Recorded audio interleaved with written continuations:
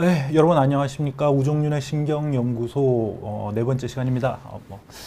오늘 여러분께 말씀드릴 내용은 제 제목이 약간 도발적인데, 환자분들께서 하시는, 그러니까 외래에서 하시는 대표적인 질문에 대한 어이없는 답변이라고 되어 있는데, 이제 어이없는 답변이라는 게 어떻게 보자면 정답인데 직설적이지만 환자분들이 듣기에 어이없어 하는 그런 답변이라는 뜻입니다. 예, 여기에 대해서 한번 이야기를 해보도록 하겠습니다. 제가 이제 외래 진료를 보면서 뭐 수술 전 환자분들이라든지 수술 후 환자분들이라든지 여러분들을 보면서 물어오시는 여러 가지 질문 중에 그 주로 많이 하시는 질문에 대한 답변을 이제 마련을 했고요. 그 내용이 제가 뭐 솔직하게 있는 그대로를 말씀드리는 것이라서 어떻게 보자면 좀 듣기에 얘 뭐냐 이렇게 어이없이 생각하실 수 있는 그런 내용들입니다. 그래도 이제 진실을 말씀드리기 위해서 하는 것이니까 오늘 함께 잘 부탁드립니다. 예, 저는 남기서병원에 근무하는 우종윤이라고 합니다. 네 번째고, 이제 첫 번째 가장 이제 질문, 처음에 환자분들이 오셔서 진단을 받으셨을 때, 뭐 진찰을 보고 진료를 보고 제가 진찰을 하고 여러 가지 이제 테스트를 해보고, 그리고 또 MRI까지 검사를 해서 엑스레이, MRI 이런 검사를 하고 나서 허리 디스크나 협착증이 있다. 뭐 가장 흔한 질병이죠. 저의 외래를 찾아오시는 분들 중에 가장 흔한 질문, 왜 디스크나 협착증이 생겼냐 이렇게 물어보시는 경우가 많습니다. 그대로 말씀드리자면, 선생님, 저는 예전에 뭐 크게 다친 적도 없고 지금껏 건강하게 살아왔고 뭐 나쁜 짓 한 것도 없고 허리도 잘 이렇게 관리했는데, 목도 잘 관리했는데 왜 이런 질병, 디스크나 협착증이 생긴 겁니까? 이렇게 물어보시는, 약간 따지듯이 물어보시는 경우가 많습니다. 예. 원빈도 눈두개, 나도 눈두개님, 예, 뭐 질문은 당연히 멀쩡한 질문이고 제가 대답 드리는 답변이 좀 어이없다는 뜻입니다. 한번 들어보시길 바랍니다. 자, 그 밑에 몇 가지 예시가 있는데, 다른 이와 비슷한 내용의 논지의 질문이 이런 겁니다. 나는 평생 담배 핀 적도 없는데 왜 폐암이 생긴 겁니까? 담배 안 펴도 폐암 생길 수 있습니다. 예, 뭐 암이 사람 가려가면서 생기지 않고 어떤 환경 가려가면서 생기진 않습니다. 원인을 정확하게 알 수는 없고, 그 생기는 빈도가 높은 원인이 있긴 하지만 그와는 전혀 상관없이 생길 수도 있습니다. 그것처럼 디스크나 협착증도 내가 모르게 뭔가 잘못했을 수도 있고, 그리고 나는 똑바로 했다, 정말 뭐 무리가 되지 않게 허리 운동도 열심히 하고 잘했다고 생각하는데도 생길 수가 있습니다. 이미 생긴 걸 어떡하겠어요. 그 생기고 나서 치료하는 게 중요한 거죠. 그리고 뭐 같은 논지의 질문으로서, 우리 집에는 고혈압 당뇨 환자가 대대로 절대로 없었어요. 그런데 저는 왜 이렇게 젊은 나이에 고혈압과 당뇨가 생긴 건가요? 이렇게 하고 이렇게 질문하시는 것과 똑같다는 거죠. 그리고 또 이제 나이 많으신 분들이 생기는 질환 중에 압박골절이라는 게 있어요. 보통 7, 80대 이상 되신 분들이, 특히 여자분들이 이제 넘어지시거나 다치고 난 다음에 골다공증이 심하시기 때문에 척추뼈가 부러지는 경우, 특히 뭐 등뼈나 허리뼈가 부러지는 경우가 있는데, 그런 걸 압박골절이라고 하는데, 이런 압박골절이 생겼을 때 보통은 넘어져서 다쳐서 엉덩방아 찍고 다쳐서 오시는데, 그렇지 않은 경우에 우리 어머니는 나는 넘어지거나 다친 적도 없고 어제 뭐 그냥 헛기침 한번 크게 했는데 갑자기 허리가 아파서 왔는데, 뜬금없이 와서 진찰받고 MRI 찍으라 그래서 뭐 못 믿기긴 하지만 MRI까지 찍었는데 뭐 뼈가 부러졌다고요? 어이가 없네요. 이렇게 말씀하시는 분들이 있습니다. 이런 경우에는 이제 골다공증이 심하다는 그 전제 조건이 있기 때문에 발생하는 질병이긴 하지만, 나는 뭔가 잘못한 게 없는데 이렇게 병이 생겼다고 생각하실 수가 있습니다. 이와 마찬가지입니다. 나는 예전에 잘못한 게 진짜 없다, 허리 관리는 잘했다, 이런데도 불구하고 디스크나 협착증이 생겼다. 그러면 디스크나 협착증은 왜 생기냐, 이제 제가 처음에 말씀드린 생길 수 있어요, 아무 문제 없어도 생길 수 있어요, 이렇게 말씀드리고 끝난다면 그게 이제 의사로서의 제대로 된 자세가 아니겠죠. 설명을 드리자면, 우리가 허리 디스크 추간판 같은 경우에는 원래 그쪽으로 가는, 추간판으로 가는 혈관이 없는 구조물입니다. 이전 강의에서도 말씀드렸지만 추간판은 크게 세 가지의 구조물로 되어 있는데, 한가운데에 있는 수핵 부분, 그 디스크 내측에 젤리 형태로 되어 있는 수핵 부분이 있고 여기서 허리를 받쳐주는 역할, 허리에 힘을 실어주는 역할, 충격 흡수를 해주는 역할을 합니다. 그리고 그런 수핵 주위를 둘러싸고 있으면서 수핵이 밖으로 빠져나오지 못하도록 하는 섬유륜 그 디스크 외측에 있는 단단한 가죽띠처럼 된 부분이 있고 그리고 위아래 척추뼈와 연결이 되는 종판이라는 부분이 있습니다. 이것은 척추뼈와의 경계부로서 디스크 내부에는 혈관이 침투하지 않기 때문에 이 종판을 통해서 뼈로 가는 혈관에서부터 그 영양분이 삼투 형태로 전달돼서 영양분을 공급하게 됩니다. 그런데 이런 혈관이 없는 건 뭐 초기부터 그런 건 아니고 아주 어릴 때는 혈관이 디스크 내부로도 혈관이 들어갑니다. 그런데 10대 이상이 되면 이제 혈관 그 공급이 없어지게 되는 거죠. 그러면서 피가 안 들어간다는 것은 우리가 재생이 안 된다는 거예요. 영양분 공급이 안 되니까 재생이 안 되고 디스크는 우리 몸에서 재생이 불가능한 부분입니다. 그렇게 되면서 점점점 디스크 상태가 나빠지게 되면, 낡게 되면 디스크의 수분이 빠지고 이렇게 푸석푸석하게 변하게 되면 디스크가 낡아가면서 이런 걸 퇴행성 변화가 생긴다고 하고 퇴행성 변화가 진행이 되면서 점점점 이렇게 허리를 제대로 딱딱히 받쳐주는 안정성이 떨어지게 됩니다. 그래서 미세하게 허리뼈가 앞뒤로 흔들리게 되는 거죠. 그런 불안정성이 생기게 되면 사람 몸이라는 게 뭔가 나빠지면 그걸 보강하기 위해서 반대작용이 일어나게 됩니다. 불안정성이 생기면 안정성을 유지하기 위해서 척추 뼈와 뼈 사이를 연결하는 황색인대라는 것이 있는데 그런 황색인대가 점점 두꺼워지고 딱딱하게 되고 탄력도 떨어지게 됩니다. 그리고 추간 관절, 척추뼈와 뼈를 뒤쪽에서 연결하는 추간 관절이 두꺼워지게 됩니다. 뼈가 더 자라게 되는 거죠. 이제 뼈가 더 자라게 된다면 뼈가 뭐 자라냐 이렇게 생각하시는 분들이 있는데 이제 남자분들 야구 좋아하시는 분들 잘 생각해 보시면 투수들 중에 공 많이 던지고 이렇게 오랫동안 선수 생활하면서 팔꿈치에 뼈 조각이 자라서 그게 신경을 눌러서 혹은 뭐 인대를 눌러서 수술하게 되는 그런 경우가 있어요. 그것처럼 마찬가지로 척추뼈도 많이 사용을 하게 되다 보면 관절 부분에 뼈가 더 자라서 그게 신경을 누르거나 아니면은 주변 관절이 망가져 가지고 나쁘게 되는 경우가 있습니다. 그래서 이런 변화가 생기면서 안정성을 유지하려고 이제 하게 되는데 어느 순간 디스크 상태가 갑자기 확 나빠지면서 섬유륜이 찢어지면서 수액이 터져 나오면 그게 추간판 탈출증, 일명 디스크 생겼다고 하는 것이고 인대가 점점점 황색 인대가 두꺼워지고 뼈가 더 자라서 신경관 자체가 좁아지면 척추관 협착증이 생기게 되는 겁니다.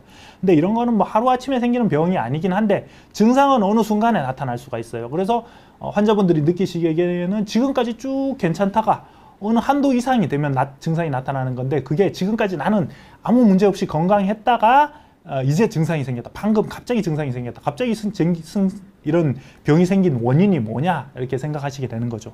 그리고 디스크가 낡은 상태에서 염증 반응이 오래 지속되면 그것 자체는 퇴행성 디스크 질환이 되게 됩니다. 여기 사진 보시면 디스크가 이렇게 낡아가는 과정이 나타나 있는데 이렇게 낡아지더라도 아무 증상 없이 멀쩡하게 지내실 수도 있습니다. 예. 그래서 이제 질문에 대해서 답변을 드리자면 디스크 협착증이 어떻게 아픈가요? 디스크나 협착증 주로 대표적인 증상이 허리 통증과 하지로 내려가는 다리 쪽으로 내려가는 방사통이 있을 수가 있습니다. 그런데 두 가지의 비교는 뭐 증상은 거의 비슷합니다. 증상 나타나는 양상은 거의 비슷하고 약간의 차이가 있기는 한데 이제 거기에 대한 감별 진단은 나중에 뭐 이전에도 말씀드린 적이 있고 추후에 또 시간이 되면 말씀드리도록 하겠습니다. 그리고 비해피님 최근 무릎과 허리 중간쯤에 샤워하다가 뭐가 만져지는데 혹 같은 게 있다. 여기는 뭐 혹이 있으면 주로 그 부분 허벅지 중간쯤이라면은 연부 조직이 있는 것으로 지방종 같은 이런 양성종양일 가능성이 많습니다. 뭐 신경외과로 오셔도 되고 정형외과로 가셔도 되고 일반 외과 쪽에 가셔서 진찰을 보셔도 됩니다. 뭐 디스크와는 상관없는 문제인 것 같고요. 통계는 내 운명님 척추센터에서 허리 MRI를 보면 나이에 비해 다른 느낌이 들고 추간판 탈출이 약간 오른쪽으로 튀어나왔다. 다른 디스크는 어떻게 관리해야 하나요? 여기 아까 설명드리면서 말씀드렸다시피 디스크는 상태가 나빠지면 재생은 안 됩니다. 그러니까 디스크가 튀어나왔다고 해서 그게 다시 들어가고 없어지거나 사라질 수는 있어요. 그런데 들어가거나 원상태로 복구가 되거나 디스크가 다른 게 새로 만들어져서 높이가 높아지진 않습니다. 그래서 약원 세르브렉스 100ml, 혈액순환제 하나알, 프레가발린 50ml, 2알 이렇게 드시고 계신다는데 관리는 디스크 추후 이후에 내용에 나오겠지만 디스크를 되살릴 수는 없어요. 앞으로 더 나빠지지 않게, 디스크에 대해서는 앞으로 더 나빠지지 않게, 그러면서 이제 협착증이 진행되지 않게 관리하는 게 좋은 건데, 그렇게 하기 위해서는 허리에 무리가 가는 일을 피해야 됩니다. 무리가 가는 일을 피해야 한다는 거는 우리가 사람이 살아가는 것 자체가 허리를 쓰면서 살아가기 때문에, 조금만 숙이고 물건을 들고 이렇게 하는 것도 허리를 쓰면서 살아가는 것이기 때문에 아예 안 쓰면서 살아갈 수는 없고, 뭐 물론 누워만 지내신다면 허리가 나빠지진 않겠죠. 그러나 한참 누워 있다 보면 이제 근육이 빠지면서 허리가 계속 허리, 다리 다 약해지고 누워 지내면서 나빠지게 되니까 그럴 수는 없는 노릇이고, 허리 근력 운동, 그 코어 근육 운동을 함으로써 디스크에 가해지는 압력을 줄여줘서 디스크가 더 이상 나빠지지 않도록 잘 관리하는 방법, 주로 운동 치료를 하셔야 됩니다. 그래서 그리고 스프라이트 쿨님, 유방암 수술 후 몇 개월 앉아서 잤는데 디스크나 이제는 허리 척추가 아프다.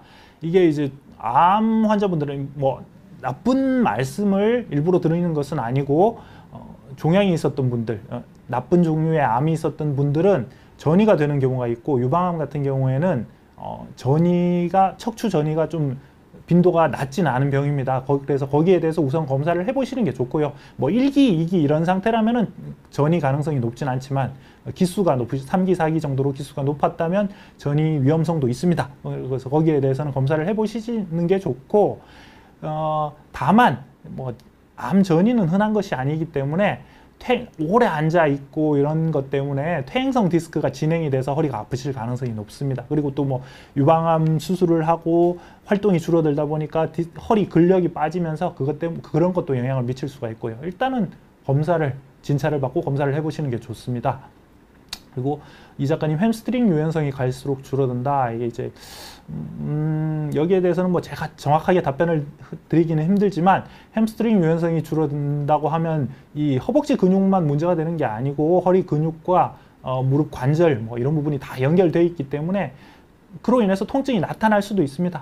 물론 병원 진료를 받아보시기를 추천드리고요. 스프라이트 쿨님, 디스크나 협착증에 등이 뜨거운 증상, 매일매일 뜨겁다. 이제 근육에 이상이 있을 경우, 만성적인 근육통이 있거나 만성 근육 뭉침, 그리고 또 근긴장이 심한 경우에 그런 뜨겁다고 호소를 하시는 분들도 있지만, 이런 증상을 의사가 이야기를 들었을 때 직접적으로 느낄 수는 없는데, 뭐 이런 증상이 디스크의 증상이다, 여기에 대해서 정확히 말씀드릴 수는 없습니다. 그러나 이상이 있다면 여러 가지 검사를 좀 해보시는 게 좋은데, 대표적인 게 이제 뜨겁다고 하면 체열 검사 같은 경우에나 혈류 검사, 그리고 MRI 그런 검사를 해보시는 게 좋습니다. 그리고 손오공님, 여기 뇌동맥류 코일색전증에 대해서 여쭤보셨는데, 여기에 대해서는 지금 시간에 답변 드릴 게 아니고 추후에 뇌혈관 보시는 선생님께서 나오시면 다시 질문 부탁드립니다. 자, 그래서 다음 질문으로 넘어가자면, 자, 흔하게 아까 진단이 되었어요. 디스크가 진단이 되고 그런 질문을 하시고 나서 다음으로 물어보시는 게, 일단은 병치료를 하는데 환자분들은 간단하게 낫기를 원하십니다. 수술까지는 가지 않고 간단하게 나을 수 있기를 바라기 때문에, 특히 나이 많으신 할머니, 할아버지 분들께서 많이 하시는 말씀이, 자, 디스크 잘 나을 수 있게, 협착증 잘 나을 수 있게 약 좀 잘 지어줘봐요. 의사 선생 좋은 약으로 해서, 좋은 놈으로다가 잘 지어줘서 나 병 좀 낫게 해줘봐. 크게 수술하고 이런 거 미리 이야기하지 말고 약으로 낫게 좀 해줘봐요. 이렇게 말씀하시는 분들이 많은데, 뭐 모든 사람에게 동일한 약물이 적용되는 건 아니지만, 일반적으로 가장 많이 사용되는 척추 관련 약물의 종류에는 다음과 같은 것들이 있습니다. 소염 진통제, 통증 조절하는 약물이고, 통증을 줄여주는 약물들입니다. 그리고 경우에 따라서 통증이 매우 심하신 경우에, 디스크가 강하게 터져서 신경을 심하게 누르고 있을 경우에, 이런 경우에는 이제 마약성 진통제를 사용하기도 합니다. 그리고 근이완제, 근육을 풀어주는 약, 이런 걸 사용을 하기도 하고, 그리고 이제 막 저리고 감각이 이상하고 불편하고 이럴 때는 경우에 따라서 신경인성 통증 조절제, 쉽게 말해서 신경통약인데 이런 약물들이 따로 있습니다. 그래서 그런 약물을 사용하고, 신경안정제, 밤에 너무 아파서 못 주무신다거나 이것 때문에 막 불안해하시고 통증 때문에 불안해하고 너무 힘들어하시는 분들에 대해서 신경안정제를 사용하고, 이런 신경안정제가 신경통에도 잘 듣는 경우가 있습니다. 그런 신경안정제를 사용하기도 하고, 혹은 혈액순환 개선제, 사용하는 게 여기 적진 않았지만 혈액순환 개선제를 사용하는 경우도 있고 위장약 그리고 뭐 여러 가지 약물을 쓰면 위장관 장애가 나타날 수가 있기 때문에 위장약을 처방을 합니다. 같이 보통. 그런데 이런 약물들은 지금까지 불러드린 약물들의 이름을 들어봤을 때 협착증 디스크 치료제, 디스크가 터졌으면 터진 걸 녹여 없애는 약, 협착증이 생겼으면 협착 좁아진다는 뜻인데 그걸 다시 넓히는 약, 이런 약은 없어요. 그러니까 환자분들이 약을 먹으면 병이 낫는다고 생각을 하시는데 이 척추 질환에 있어서 약을 먹었을 때 병이 낫는다는 건 통증을 줄여준다는, 통증을 없애준다는 개념입니다. 그래서 디스크나 협착증이 별로 심하지 않으신 경우에는 초기 디스크, 초기 협착증 같은 경우에는 약을 먹어서 증상이 아예 없어지고 몇 개월, 몇 년 편하게 지내실 수 있는 경우도 있어요. 그래서 그런 경우에는 약을 먹고 병이 낫는 거겠죠. 그러나 이게 모든 사람에게 해당되지는 않습니다. 그래서 뭐 나는 약을 먹었는데 약 먹을 때만, 약 잠깐 먹을 때만 효과가 있고 안 먹고 하루 안 먹으면 아파 죽겠다, 못 견디겠다 이런 분들도 있고 또 약 먹어봤자 별 효과도 없다 이런 분들도 있어요. 그래서 이런 약 자체가 병을 낫게 할 수 있는 그런 치료제는 아니다는 그 개념을 이해하고 계시면 이런 질문에 대해서는 이제 답변이 될 수가 있겠죠. 그래서 그래도 이렇게 말씀드리면 좀 실망을 하십니다. 남들은 약 먹고 좋아져서 나았다는데, 남들은 뭘 해서 나았다는데, 거기에 대해서 이후에 나오는 질문과 함께 차차로 설명드리도록 하겠습니다. 그리고 또 이제 대표적인 질문, 나는 한의원이 잘 듣더라. 나는 한의원 가서 치료하니까 잘 듣더라. 그래서 한의원에서 침 맞아보는 건 어때요? 그리고 또 뭐 부항 뜨는 건 어때요? 거꾸리 많이 하면은 이제 디스크 낫는데 좋다던데, 집에 거꾸리를 하나 사놨는데 그거 하니까 뭐 조금 효과는 있는데 이거 계속 할까요? 어떨까요? 그리고 또 뭐 특정 상표를 거론을 하기는 힘들고 힘든데 그 이제 물리치료기가 있어요. 물리치료기 회사가 있는데 그런 물리치료기를 세라머시기라고 있는데 이게 이제 가장 흔하게 말씀하시는 상표이기 때문에 말씀을 드립니다. 그런 걸 사용하는 건 어때요? 이렇게 물어보십니다. 그리고 또 뒤에 한꺼번에 답변을 드리겠습니다. 내 친구는 운동하고서 나았다던데 운동 열심히 하니까 나았다.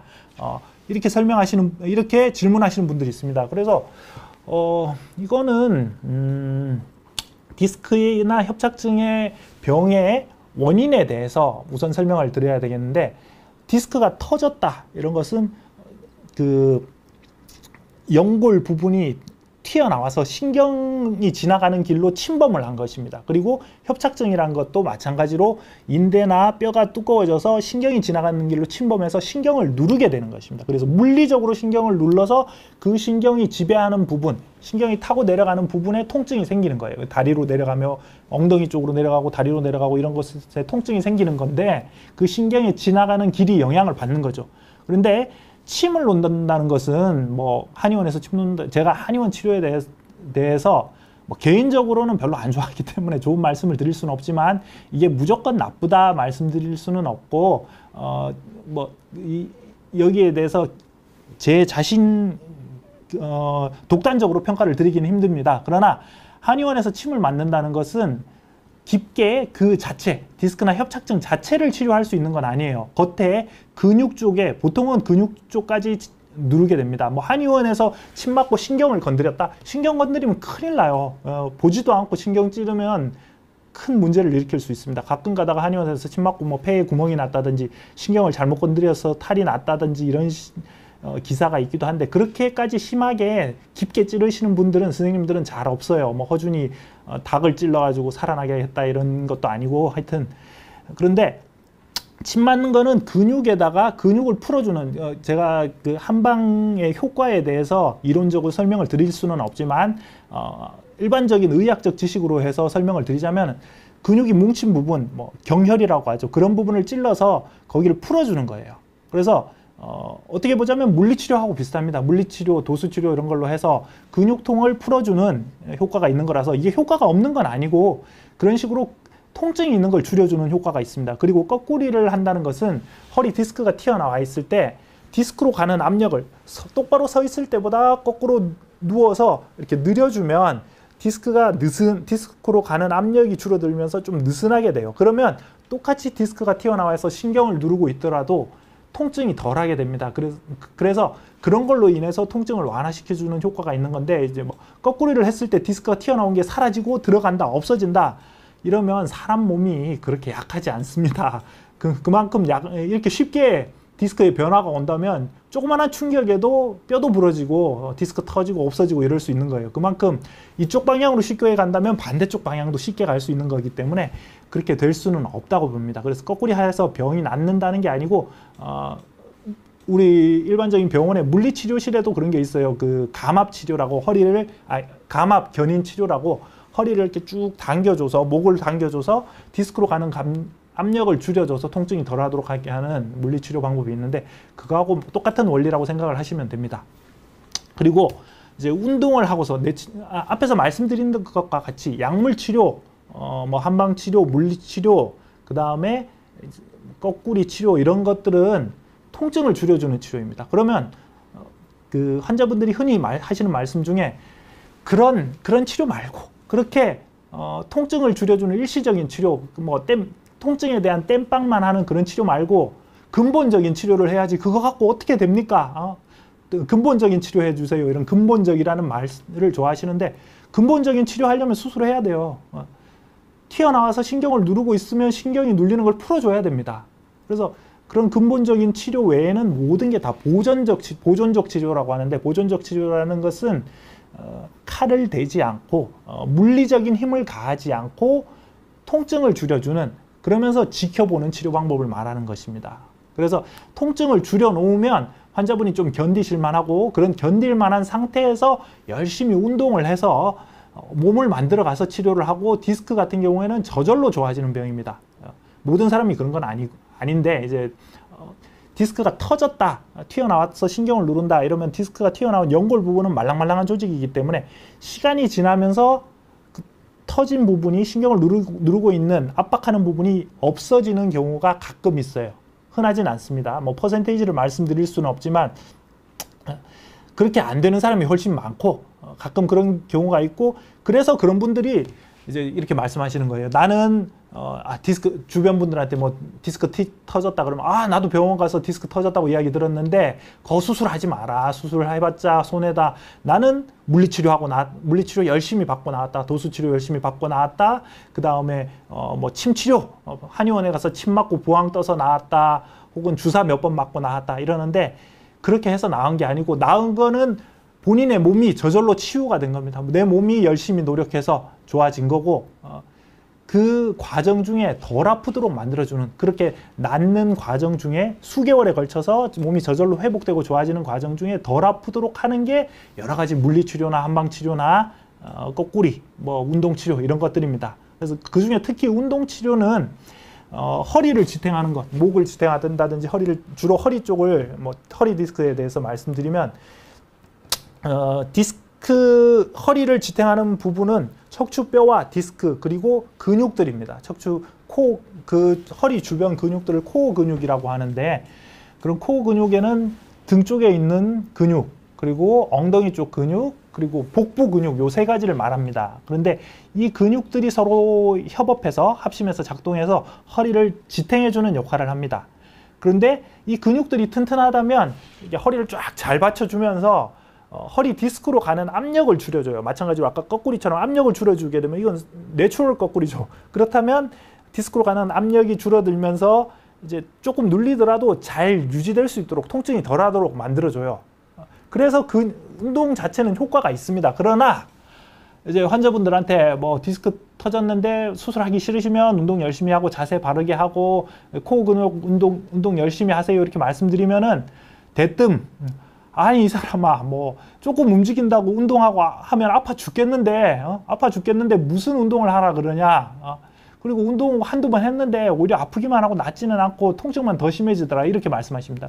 그게 여기 적어놓은 내용입니다. 코어 근육 운동은 근력 강화를 통한 척추 지지 구조물의 강화, 그리고 그래서 추간판의 압력 부담 감소 효과가 있음으로써 해서 통증을 줄여주는 효과, 디스크가 저절로 나을 때까지 기다려줄 수 있는 효과, 이런 효과를 보여주는데, 그러나 우리가 어떤 한강대교라든지 저 큰 건물을 지을 때, 63빌딩을 지을 때 그게 하루아침에 만들어지지 않습니다. 운동은 열심히 꾸준히 하셔야 효과가 있습니다. 오늘 하루 열심히 운동했다고 해서 근육이 만들어지는 게 아니니까요. 그래서 통증 치료, 물리 치료, 한방 치료, 주사 치료 이런 것에 또 다른 한 가지의 이제 목적은 통증을 좀 좋아지게 해서 운동할 수 있는 시간을 벌어주는 효과가 있는 거죠. 뒤에서 말씀드린 시술도 마찬가지인데 그런 시간을 벌어주는, 내 몸이 저절로 회복될 수 있도록 운동할 수 있는 시간을 벌어주는 효과가 있는 것입니다. 그래서 뭐 운동 열심히 하고 좋아지는 분들도 많은데 그렇게 하려면 덜 아파야 돼요. 그래서 병원 치료가 필요한 것입니다. 자, 여기까지 하고 질문에 대해서 답변을 좀 드리겠는데, 윤이님 지금 MRI 사진 확인했고요. 허니에이트드 디스크, 이거 추간판 탈출입니다. 에피두랄, 이제 허리에 신경 주사를 맞아 기다리고 있다고 하는데 주사는 1년에 몇 번까지 맞을 수 있나요? 여기는 조금 이따 질문에 대한 답변이 있으니까 그때 설명드릴게요. 그리고 아모르님, 골반인지 엉덩이 쪽이 항상 뻐근하고 아픈데 이제 자, 척추와도 관련이 있을 수 있고 고관절 자체, 그러니까 대퇴골과 골반뼈가 연결되는 고관절의 문제일 수도 있습니다. 일단 뭐 의사의 진찰이 필요하고 신경외과 혹은 정형외과에서 진찰을 먼저 보셔야 될 것 같습니다. 그리고 안남주님, 척추 전방 전이증 꼭 수술해야 되냐요? 척추 전방 전이증이란 것은 디스크 상태가 나빠지고 척추 관절 상태가 나빠지면서 뼈와 뼈 사이, 허리뼈와 뼈 사이가 이렇게 앞뒤로 어긋나게 되면서 신경을 압박하게 되는 병을 말하는데, 엑스레이를 찍었을 때 뼈와 뼈가 어긋나 있는 상태 자체를 척추 전방 전이증이라고 하고, 이런 척추 전방 전이증이 있으면 대부분의 경우에, 뭐 항상 그런 건 아니지만 신경관 협착증, 신경공 협착증이 동반이 됩니다. 그래서 허리도 아프시고 다리도 아프게 됩니다. 얼마나 아파야 수술 대상인가요? 하는 것은, 우리가 통증에 대한 것은 주관적인 것입니다. 제가 뭐 환자분들께 예로 들은 내용 중에 내 손에 큰 가시가 박혔다 이래도 그 가시 자체가 큰 통증을 일으키지 않는 경우도 있어요. 그래서 조그만한 가시가 박혀도 아파 죽을 것처럼, 뭐 이런 말씀 드리면 그렇지만 호들갑을 떠는 분들도 있고, 큰 가시가 박혔는데 뭐 지금은 안 아프니까 좀 이따 병원 가서 뽑아야지 이렇게 말씀하시는 분들도 있어요. 그것처럼 똑같은 사진, 척추 협착증이 생겨서 신경이 많이 눌리고 척추 전방 전이증이 엑스레이만 찍어봤을 때 의사들이 보기에 이거는 뭐 수술 아니고 안 되는데 이런 정도로 심하게 눌려 있다고 하더라도 내가 별로 아프지 않다 이러면은 수술 대상이 아닐 수도 있어요. 그걸로 잘 관리하고 사시는 분들, 운동하면서 잘 관리하고 사시는 분들도 있고, 조금 어긋났고 신경이 좀 협착증이 있는데도 다리가 당기고 아파 죽겠고 하지 파행 증상이 심하다 이래서 수술 대상이 되는 경우도 있습니다. 중요한 것은 이 상태가, MRI나 엑스레이에서 보이는 이 상태가 지금 현재 내가 아픈 통증과 연관이 있는가 하는 것이고, 사진과 사진에 나타나는 병변과 일치하는 통증이 아주 심한 경우에는 사진에서 아주 남들만큼 심하지 않더라도 수술에 적응증이 될 수가 있습니다.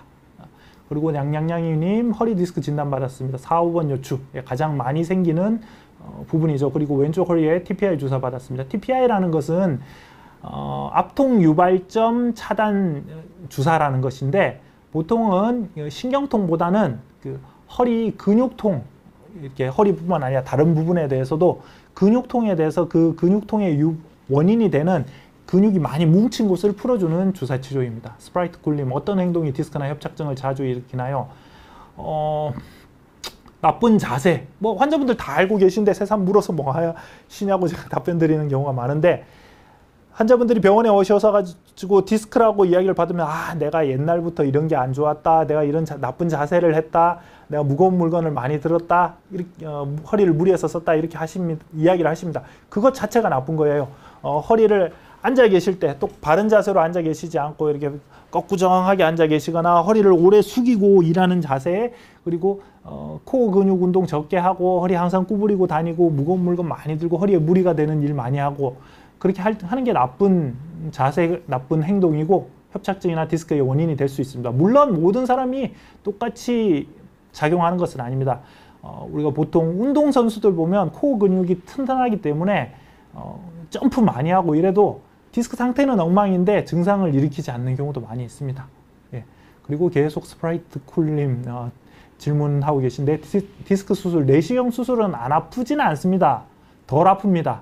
얼마 후에 생활 가능한가요? 일반적인 생활의 뭐 일상생활의 경우에는 허리를 많이 쓰지 않는, 무리하지 않는 그런 정도의 일반적인 생활이라면 사람에 따라서, 그리고 경우에 따라서 뭐 각각 차이는 있지만 일주일 후에는 얼마든지 가능하십니다. 자, 신경차단술 마찬가지로 윤희님 질문과 함께 다음에 답변 드리도록 하겠습니다. 지금이 이제 신경차단술에 대한 것인데, 신경차단술이라는 것의 정의에 대해서 말씀을 드리자면, 신경의 위쪽에, 뭐 신경 자체를 죽이고 이런 게 아니라 신경의 위쪽에 눌리고 있는, 디스크나 협착증에 의해서 눌리고 있는 신경의 위쪽에다가 약물을 뿌려주는 것입니다. 그 약물의 주요 성분은 마취제, 그리고 스테로이드는 염증을 감소시키는 항염 작용이 있습니다. 그리고 또 신경 유착 해리제, 유착이 된 것을 풀어주는, 녹여주는 그런 약물, 주로 뭐 경우에 따라서 다르지만 이렇게 크게는 3가지 약물로 이루어지는데, 그런 약물을 신경 주변에 뿌려줌으로써 눌리고 있는 신경이 부은 것을 깔아앉히고 주변에 유착을 좀 풀어주고 신경을 마취를 시켜서 통증이 덜하도록 하는 그런 주사 치료입니다. 이걸 몇 번 받아야 디스크가 나아지나요? 디스크 자체가 낫진 않습니다. 근본적인 치료는 아닙니다. 다시 한번 말씀드리지만 이런 신경 주사 치료도 앞에서 말씀드린 치료와 똑같습니다. 통증을 줄여주는 치료입니다. 내 친구는 주사 3번 맞고 디스크 나았다던데 그만큼 안심해서 그러신 겁니다. 나는 왜 3번 맞고 4번 맞고 이랬는데도 안 낫냐? 뭐 잘못 놓은 거 아니냐? 당신이 심해서 그러십니다. 자, 몇 번 맞아야 날 수 있는 것은 아니고, 주사는 우리가 사람마다 다른데 한두 번만 맞고도 부작용 때문에 못 맞는 분들도 있고, 그리고 뭐 4, 5 번, 10번 이렇게 연달아 맞아도 큰 문제 없는 분들도 있습니다. 그러나 일반적으로 우리가 이제 대부분의 선생님들이 비슷하시겠지만 일반적으로는 보통 1주 내지 2주 간격, 뭐 한 달 간격 이렇게 해서 한 3, 4번까지는 놓고, 그걸로 인해서 통증이 많이 좀 줄어드시면 그 이후에 적어도 2, 3달간은 주사를 여러 차례 맞지 말고 좀 쉬시라고 말씀드립니다. 왜냐하면 우리가 사용하는 약물 중에 스테로이드가 가장 문제가 될 수가 있는데, 스테로이드는 좋은 작용도 많지만 과도하게 사용을 했을 때 나쁜 작용이 있을 수 있습니다. 몸에 나쁜 해를 끼칠 수가 있는데, 그게 이제 혈당이 올라간다든지, 특히 당뇨가 있으신 분들은 갑자기 혈당이 과도하게 올라가면서 당뇨 자체가 악화가 될 수가 있습니다. 그리고 살이 찐다든지 피부가 약해진다든지 이런 스테로이드 부작용이 있을 수가 있어요. 그런 쿠싱 증후군이라는 병이 생기는 경우도 있는데, 그건 이제 상당히 스테로이드로 인해서 나쁜 상태까지 가는 것입니다. 그런 부작용을 막기 위해서 보통 연달아 맞는 횟수를 3, 4번 이하로 조절을 하고 있습니다. 그래서 그 이상 맞아도 효과가 오래 가지 않고 자꾸 놔달라고 하는 분들, 여러 번 맞아야 되겠다 이런 분들은 차라리 수술하시라 그래요.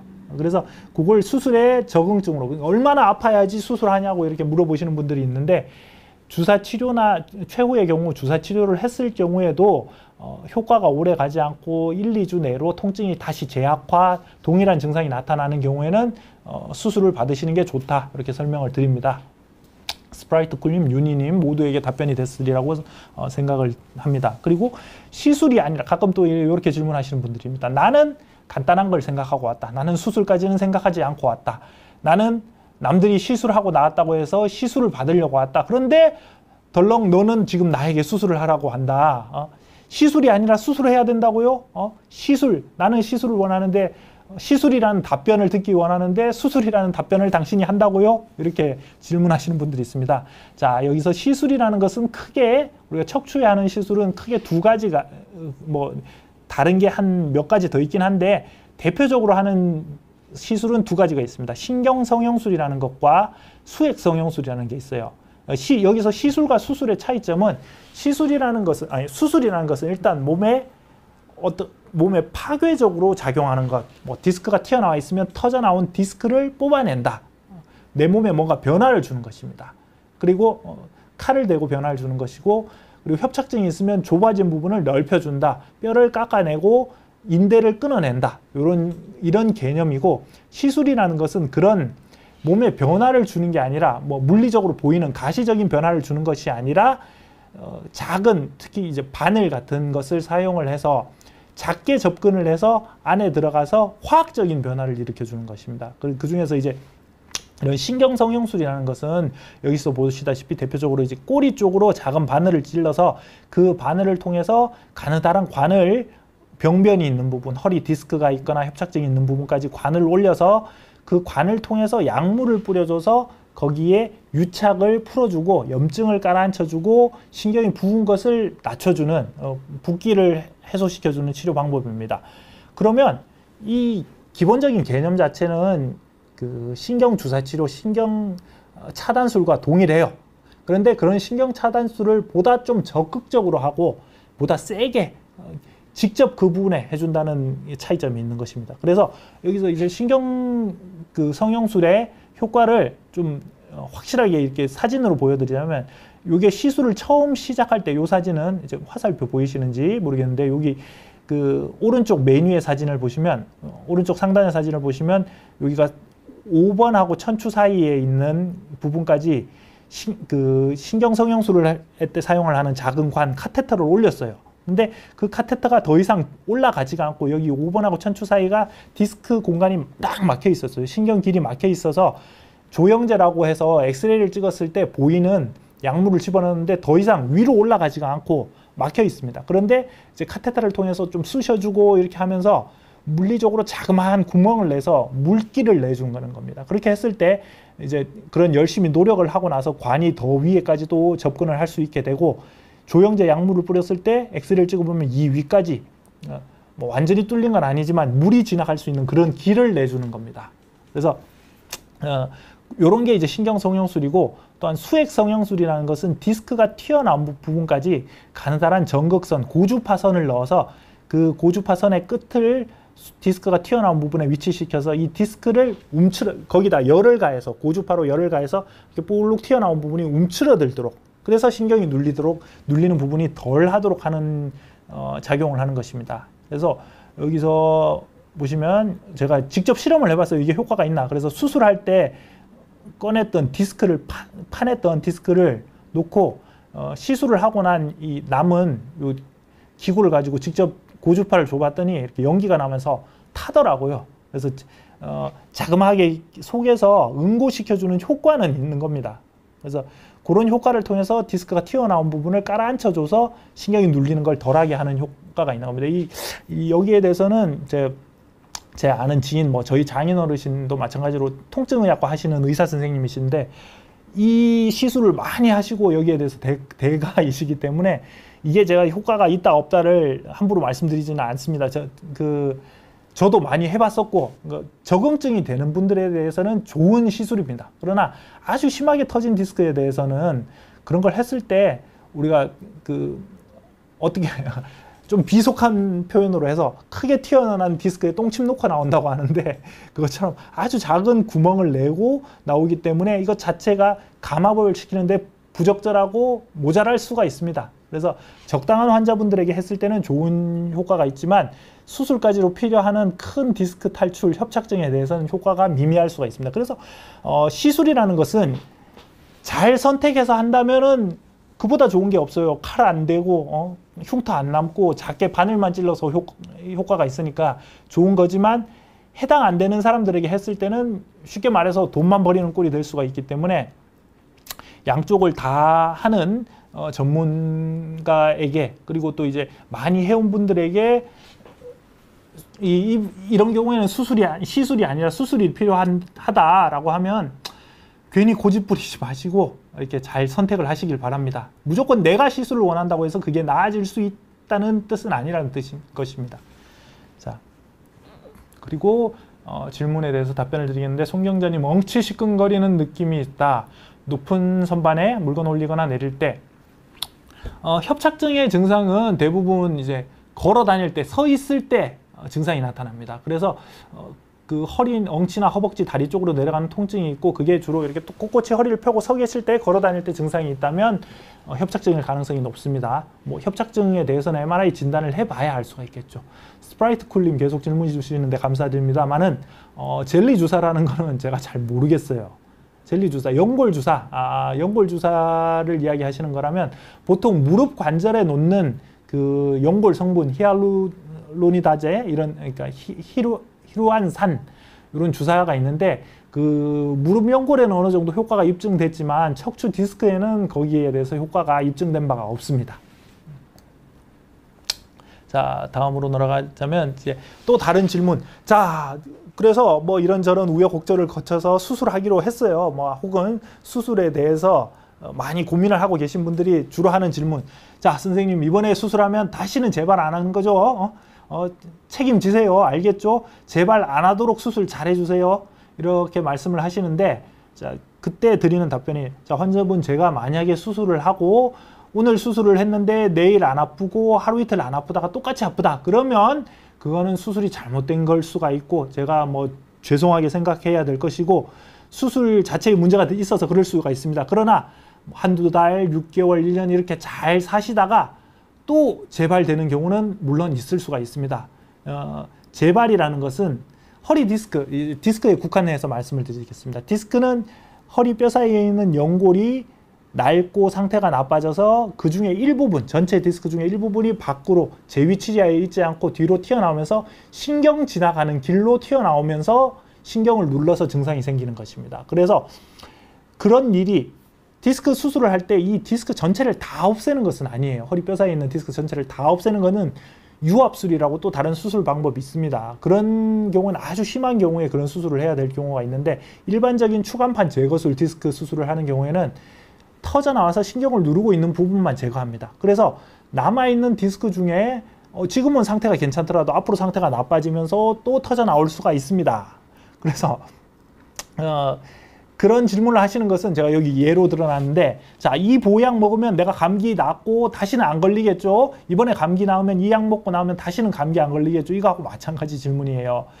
우리가 논문이라고 하는데 논문 의사들이 혹은 의료 관계자들이 또 혹은 이제 뭐 과학자들이 서로의 사회과학자들도 마찬가지, 인문과학자, 사회과학자들도 마찬가지입니다. 서로의 지식을 공유해서 좀 더 발전된 세상을 만들어가기 위해서 논문이라는 것을 쓰는 사람이 있고, 저 같은 경우에 게을러서 잘 많이 쓰지는 않습니다만 그것을 읽고 참고로 해서 자신의 지식을 간접 경험을 늘려가는 경우가 많이 있습니다. 그래서 그런 논문이 이제 전 세계적으로 많이 쓰여지고 사람들이 읽고 지식을 얻고는 하는데, 지금까지 현재 발표된 여러 가지 논문에 대해서 종합적으로 말씀드리자면 허리 디스크가 생겼을 때 디스크가 재발될 확률이 나와 있습니다.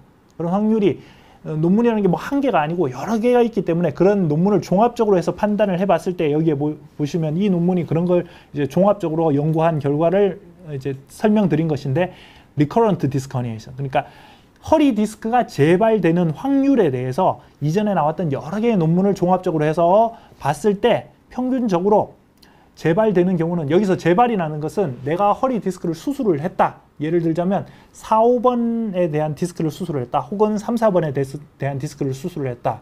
수술을 하고 나서 최소 3개월 이상 지나고 나서 그 수술을 했던 부위의 디스크가 또 재발되는 경우를, 이제 다른 마디가 아니라 동일 마디가 재발되는 경우를, 다시 생기는 경우를 재발이라고 합니다. 그런 재발이 될 확률을 따져봤더니 적게는 어떤 논문에서는 2%, 혹은 다른 논문에서는 많게는 25%, 4분의 1까지 이렇게 보고를 하고 있습니다. 제가 환자분들께 설명드리는 경우에는 이제 3에서 5%라고 하는데 그런 확률이 이제 적게는 25%에서 많게는 25%까지 보고가 되고 있다, 이런 뜻입니다. 그래서 재발이 될 수가 있어요. 그래서 재발 안 하기 위해서는 초기에는 허리를 수술하시고 나서 한두 달까지는 허리에 무리가 되는 일, 허리를 급격하게 숙인다든지 무거운 물건을 든다든지 이런 행동을 삼가하셔야 되고, 그 이후에 보통 1, 2개월 지난 이후에는 꾸준히 코어 근육 단련 운동을 하셔서 허리에 무리가 되는 일, 디스크가 퇴행성 변화가 생겨서 재발이 되도록 하는 일을 줄여주는 노력을 하셔야 됩니다. 자, 그리고 이 작가님, 이 심한 디스크의 경우에는 요즘 의식술로도 완치가 되나요? 이게 뭐 완치라는 개념을 본인이 어떻게 생각하시냐에 따라서 다릅니다. 그리고 수술하고 나서 통증이 본인이 느끼기에 이게 주관적인 거예요, 통증이라는 것은. 그래서 수술하시고 나서 아주 심한 디스크도 나는 이 처음에 아프던 게 100이라 치면은 지금은 1, 2만 남았다. 이 정도면 아주 만족합니다. 이게 잘 치료해줘서 고맙습니다. 이런 분들도 계시고 5, 6이 아팠는데 아직 1, 2가 남았네요. 이거 아픈 거 남은 걸로 봐서는 수술이 잘못되거나 완치가 안 됐네요. 이렇게 생각하시는 분들도 있습니다. 그러나 저희가 보통 의사들이 생각을 할 때는 통증 정도 사진상에서 신경을 누르고 있던 압박이 해소가 되고 통증 정도, 주관적인 통증 정도가 10을 만점을 했을 때 3 이하라면은 그거는 치료가 되었다고 생각을 합니다. 그리고 유영석님 한의원 광고에 종종 허리디스크 자연재생이라는 단어가 등장한다는데 자연재생 아까 말씀드렸지만 안 됩니다. 과학적으로 안 됩니다. 뭘 근거로 해서 자연재생이라고 한다고 이야기하는지는 모르겠지만 자연 흡수는 되는 경우가 있습니다. 그러나 자연재생이 된다고 그러면 그거는 이제 과학적인 근거로 따졌을 때 과대과장 광고라고 할 수도 있습니다. 자, 그리고 풀업하다가 팔꿈치가 저린데 척골신경이 다친 거다. 전기 온 것처럼 짜릿짜릿하다. 척골신경 이상일 수도 있고 목 디스크일 수도 있습니다. 진료 받아보고 검사해보고 판단하시길 바랍니다. 진단 받기를 바라십니다. 그리고 그 다음 질문은 자, 환자분 어투로 그대로 말씀드리자면 허리는 몰라도 목에는 칼 드는 거 아니다 그러더라고요. 이제 목 디스크는 목신경을 침범하는 질환이기 때문에 목신경은 아무래도 허리신경보다 위험합니다. 까딱 잘못 다뤘다가는 마비가 생길 수가 있어요. 그리고 신경이 심하게 압박되면 낫고 나서도 치료가 되고 나서도 증상이 남는 위험성이 높습니다. 그래서 오히려 큰 병변이 생겼을 때 증상이 심하지 않을 때 빨리 치료해야 되는 게 좋을 수가 있어요. 보시다시피 여기 이렇게 디스크가 튀어나와서 신경을 누르고 있을 때 목은 큰 특징이 두 가지가 있는데 제 나름대로 기준으로 큰 특징이 두 가지가 있는데 하나는 치료를 했을 때 오히려 깔끔하게 치료가 됩니다. 잘 된다면 물론 하다가 사고가 나고 부작용이 생기고 합병증이 생기고 이러면은 위험성이 더 커지긴 하지만 잘 된다면은 증상이 잘 치료가 되고 깔끔하게 증상이 낫는 경우가 더 많고 허리보다도 허리는 자잘하게 허리 통증이 있다든지 다리가 많이 저리다든지 이런 증상이 남는 경우가 많은데 목은 잘 치료가 되면 깔끔하게 낫는 확률이 더 높고 그리고 또 이와 반대로 증상이 아주 심해지시고 마비가 오고 이러고 난 이후에 수술을 해서 치료가 잘 되더라도 방사선적으로 신경이 눌리는 병변이 잘 해결이 되더라도 증상이 지속적으로 남는 경우가 있습니다. 그래서 적절하게 어느 정도 나빠졌을 때 병변이 심하다면 차라리 빨리 치료하는 것을 권유를 드립니다.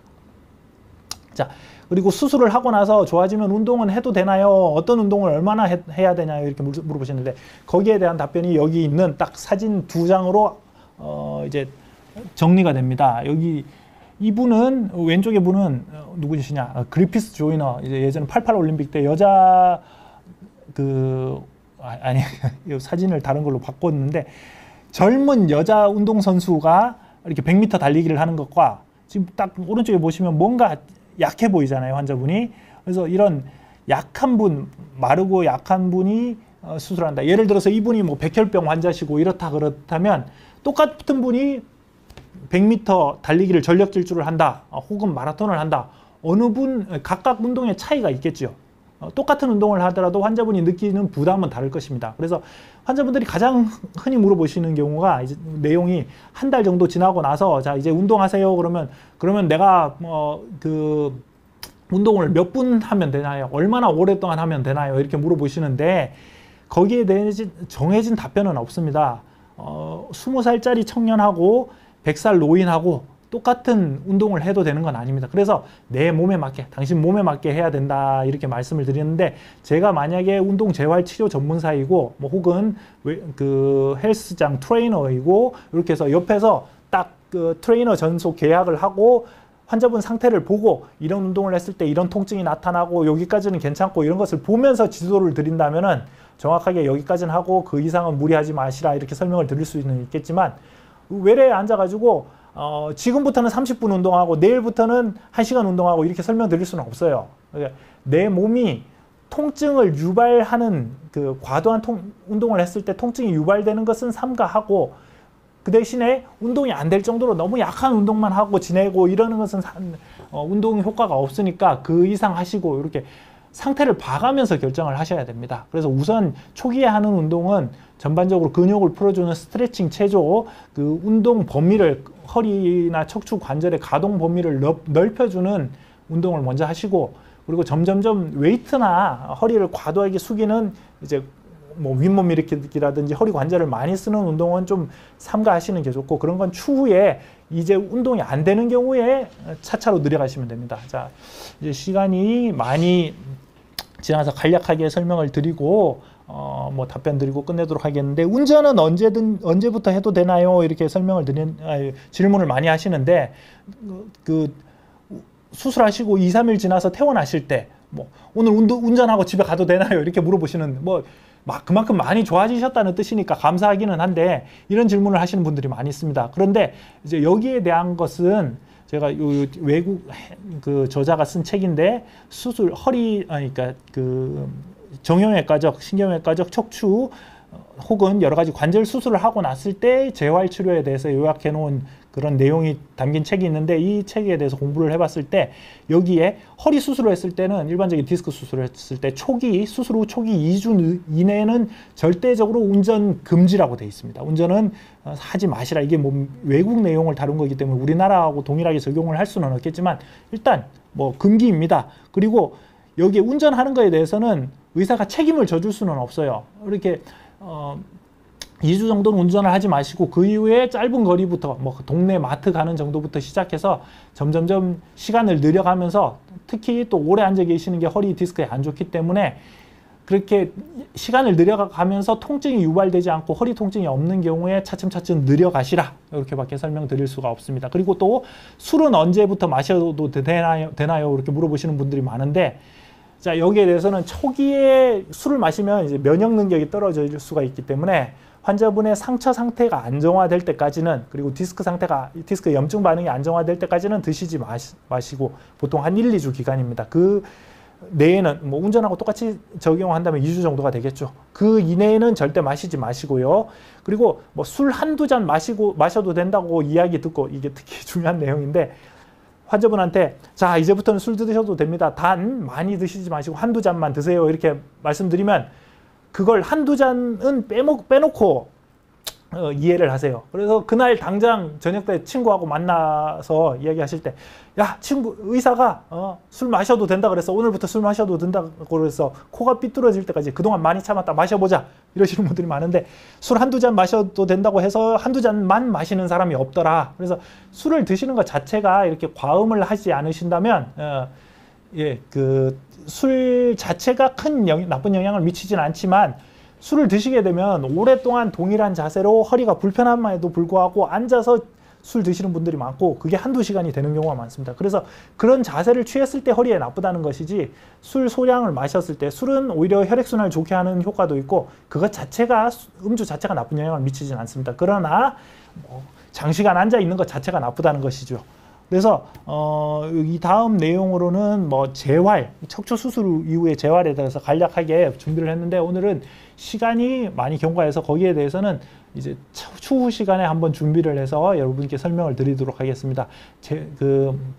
이 외에도 여러 가지 질문에 대해서 궁금하신 게 있다면 여기 답글에 달아주시고, 그리고 저희 병원 홈페이지에 달아주시거나 내원에서 진료를 보고 상담해 주시면 감사하겠습니다. 감사합니다. 여기까지 말씀드리겠습니다.